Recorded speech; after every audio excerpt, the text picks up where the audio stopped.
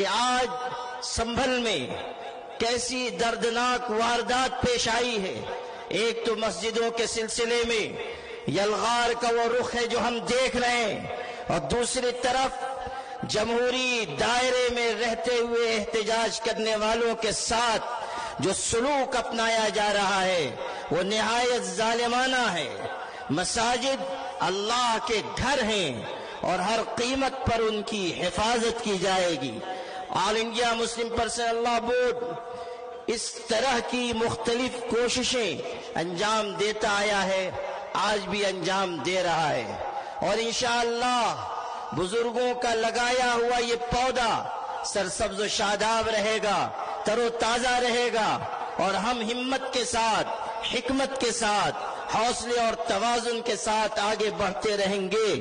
اور وہ وقت بھی آئے گا کہ جب ہم اللہ کے دین و شریعت کے تحفظ کے ساتھ ساتھ اس ملک میں عزت اور عافیت کے ساتھ زندگی گزاریں گے۔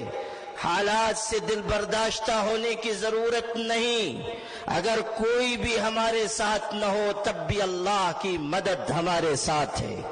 یاد کر لیجئے کہ جب حضرت نبی کریم صلی اللہ علیہ وسلم غار ثور کی تاریکیوں میں تھے اور دشمنوں کے قدم وہاں تک پہنچ گئے، سیدنا ابو بکر صدیق نے کہا دشمن قریب آ گئے ہیں، کسی بھی وقت ہم کو دیکھ سکتے ہیں۔